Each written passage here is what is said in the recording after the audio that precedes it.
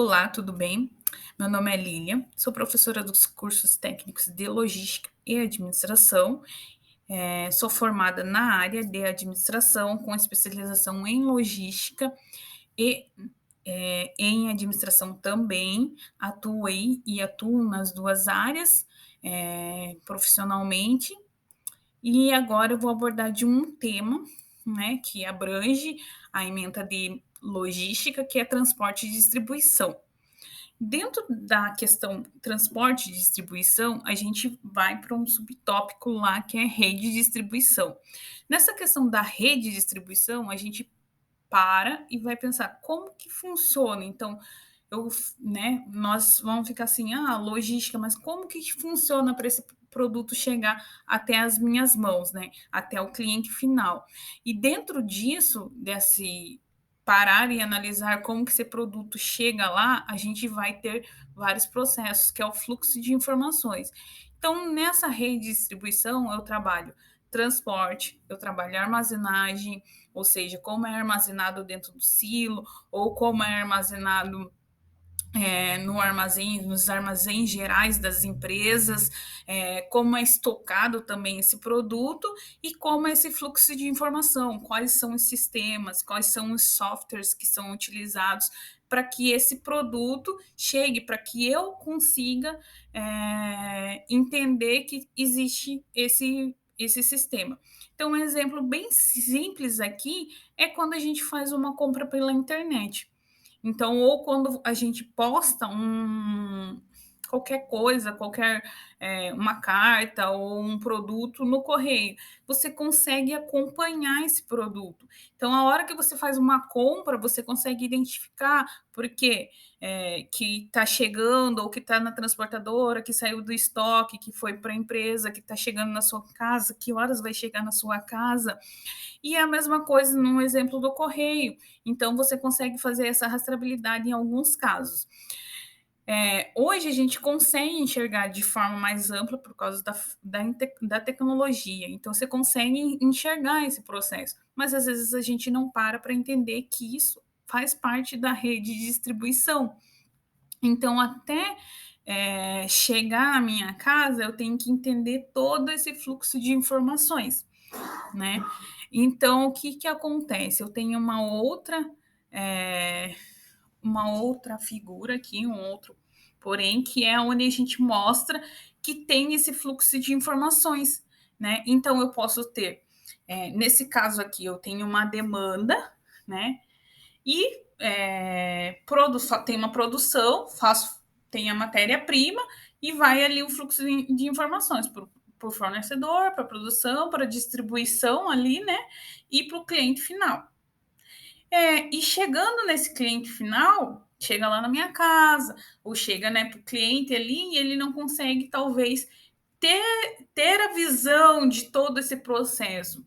Mas, utilizando ainda esse exemplo último que eu dei, recentemente a gente consegue imaginar como que ele está vindo ou como que ele está chegando.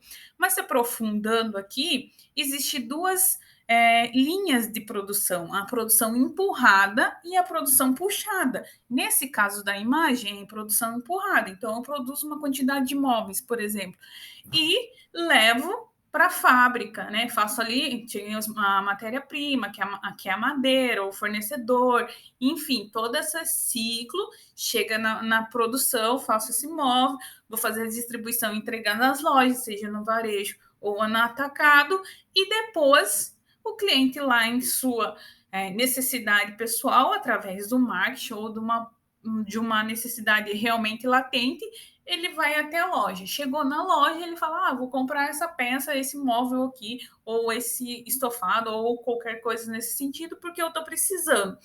Então, é uma produção empurrada. A empresa produz e empurra.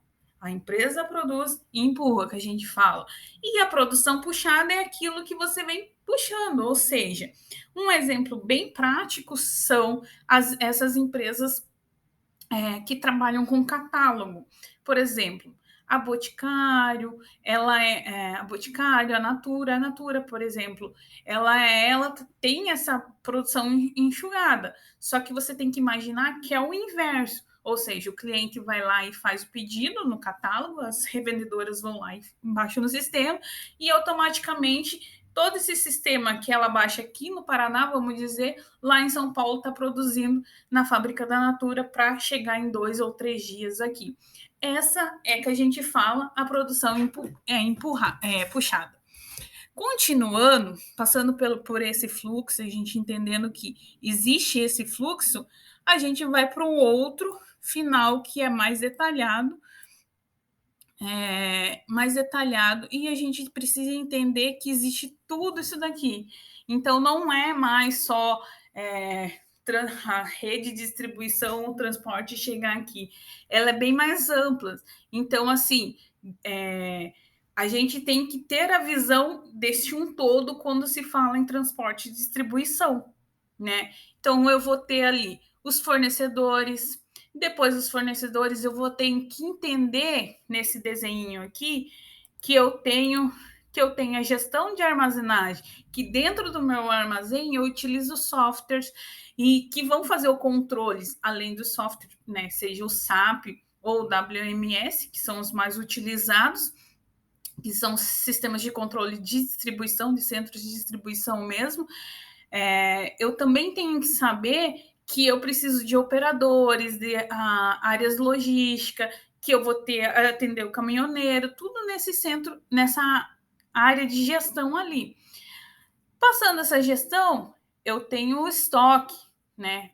A gestão do estoque, a armazenagem. Então, eu vou fazer conciliação de estoque, vou identificar o estoque, vou saber qual o estoque utilizo mais, e daí a gente utiliza outras ferramentas, um exemplo que é o controle, que é a curva ABC, que é o gráfico de Pareto. Então, qual daquele estoque eu utilizo mais, quanto que eu gasto mais, quanto me custa mais, aonde eu vou armazenar e por aí vai.